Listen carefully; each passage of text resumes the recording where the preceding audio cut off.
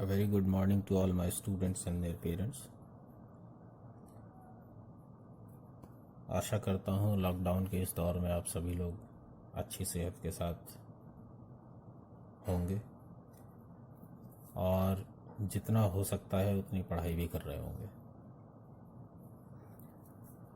आज हम लोग फिज़िक्स पढ़ेंगे। इस पीरियड में फ़िज़िक्स पढ़ेंगे और आप सभी लोग क्योंकि 12th में आ गए तो फिज़िक्स का पार्ट 2 जो है वो पढ़ेंगे। और हर एक किताब को कुछ यूनिट्स में बांटा जाता है। तो इस किताब में जो सबसे पहली यूनिट है वो है इलेक्ट्रोस्टैटिक्स। इलेक्ट्रोस्टैटिक्स को हिंदी में स्थिर वैद्युतिकी भी बोलते हैं। स्थिर वैद्युतिकी का अर्थ है कि जब आवेशित कण जैसे इलेक्ट्रॉन, प्रोटॉन आदि जब स्थिर अवस्था में होते हैं तब उनका अध्ययन जब हम करते हैं तो उसको हम कहते हैं स्थिर वैद्युतिकी। इस यूनिट में सबसे पहला चैप्टर है आपका वैद्युत आवेश एवं विद्युत क्षेत्र। तो आइए शुरू करते हैं। पहला चैप्टर वैद्युत आवेश एवं विद्युत क्षेत्र। लगभग 2500 वर्ष पहले थेल्स नाम के एक वैज्ञानिक थे। वैज्ञानिक भी नहीं, दार्शनिक थे। और इन्होंने ये देखा कि एम्बर नाम का एक जब पदार्थ है, इसको जब ऊन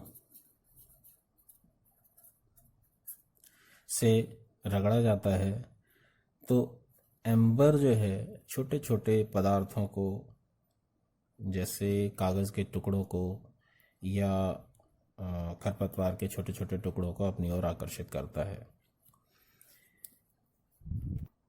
इस बात को उन्होंने लिखकर छोड़ दिया।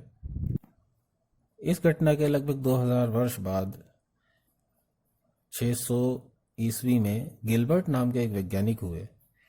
उन्होंने ये देखा कि कांच, इबोनाइट और सल्फर लगभग 2000 साल बाद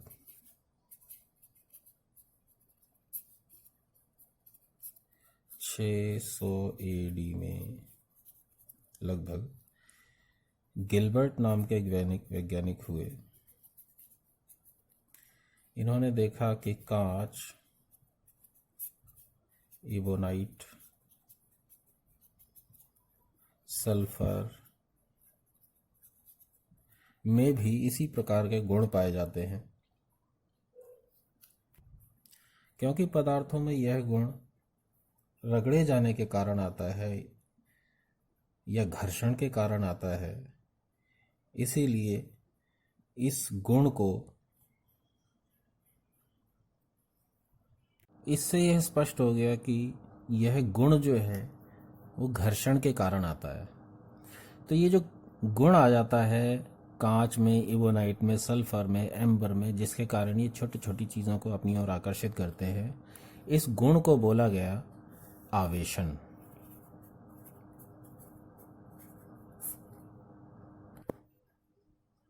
इसीलिए उपरोक्त पदार्थों के इस गुण को कहा गया आवेशन या इलेक्ट्रिफिकेशन।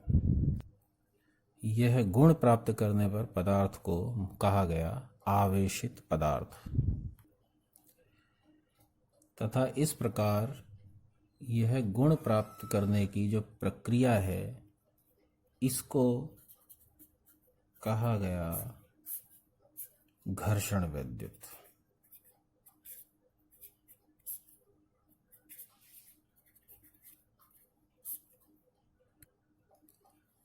अर्थात आवेशित होने पर पदार्थ आवेश ग्रहण कर लेता है। आवेशित होने पर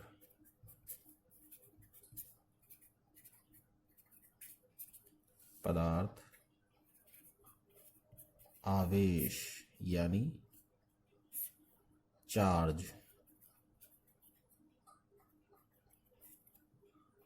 ग्रहण कर लेता है।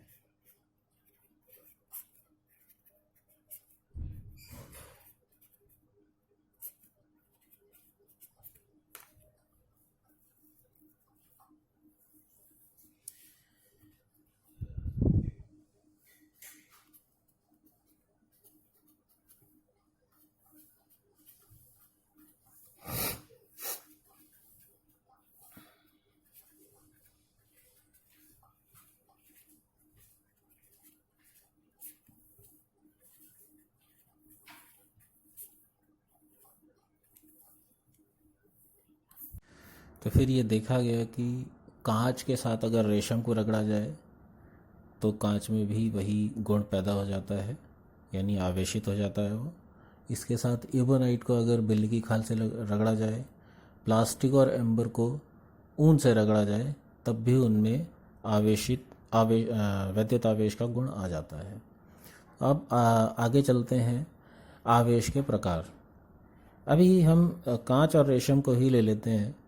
रेशम का एक कपड़ा लेते हैं और कांच की एक छड़ को ले लेते हैं और उससे रेशम और कांच की छड़ को रगड़ते हैं। रगड़ने के बाद हम एक और रॉड लेते हैं कांच की ही, उसको भी रेशम से रगड़ देते हैं। इसके बाद हम इन दोनों रॉड्स को, नंबर 1 और नंबर 2 को, यहाँ स्वतंत्रता पूर्वक लटका देते हैं और अब इनको पास लेके आते हैं। जब हम पास लेके आते हैं तो हम ये देखते हैं कि ये इनके बीच में एक प्रतिकर्षण पैदा हो जाता है, यानी ये वाली रॉड नंबर 2 इस तरफ और ये वाली रॉड का ये वाला सिरा इस तरफ भागेगा, यानी ये वाली रॉड इस तरफ घूम जाएगी और ये वाली रॉड इस तरफ घूम जाएगी। इस तरह हमें पता चलता है कि ये दोनों कांच की छड़ें एक दूसरे को प्रतिकर्षित कर रही हैं। इसके साथ ही अगर हम इस कांच की छड़ को या इस कांच की छड़ को रेशम के कपड़े के पास ले जाते हैं तो वो एक दूसरे को आकर्षित करती हैं। तो अब यहाँ से कुछ निष्कर्ष निकले। निष्कर्ष ये निकला कि आवेश जो है 2 प्रकार का होता है, एक प्लस होगा और एक माइनस होगा। तो इसको हम कहेंगे धनात्मक आवेश और एक को कहेंगे ऋणात्मक आवेश।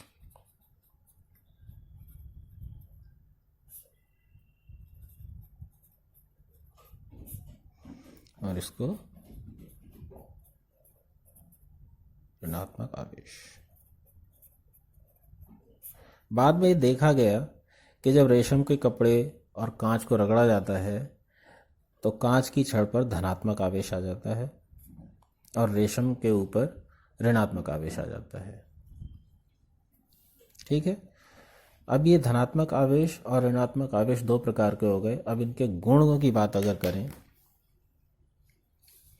तो धनात्मक और ऋणात्मक आवेश एक दूसरे को आकर्षित करते हैं, यानी अगर हम प्लस और माइनस आवेश लें और माइनस और प्लस आवेश जो हैं इनको हम कहेंगे विजातीय आवेश, यानी अलग अलग प्रकार के ये आवेश हैं। ठीक है। पहला आवेश धनात्मक, दूसरा आवेश ऋणात्मक, ये 2 प्रकार के आवेश हुए।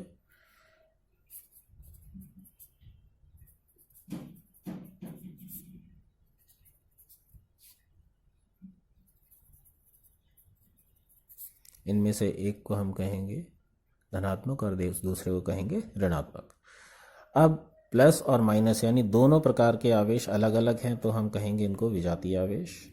और अगर माइनस और माइनस और प्लस ये दोनों प्रकार के आवेश, 2 प्रकार के कण जो एक माइनस, दोनों माइनस हैं या दोनों प्लस हैं, तो हम इनको कहेंगे सजातीय आवेश।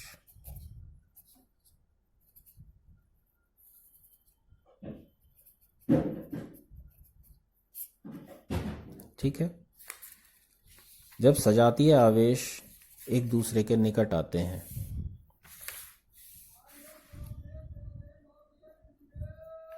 इसी को ले लेते हैं। सजातीय आवेश एक दूसरे को विजातीय आवेश यानी विपरीत प्रकार के आवेश, ये एक दूसरे को परस्पर प्रतिकर्षित करते हैं, आकर्षित करते हैं। और सजातीय आवेश परस्पर प्रतिकर्षण करते हैं, एक दूसरे को प्रतिकर्षित करते हैं। अतः वैद्युत आवेश 2 प्रकार का होता है, धनात्मक और ऋणात्मक। अलग अलग प्रकार के आवेश विजातीय आवेश कहलाते हैं और वो परस्पर एक दूसरे को आकर्षित करते हैं। और एक ही प्रकार के आवेश सजातीय आवेश कहलाते हैं और वो परस्पर एक दूसरे को प्रतिकर्षित करते हैं।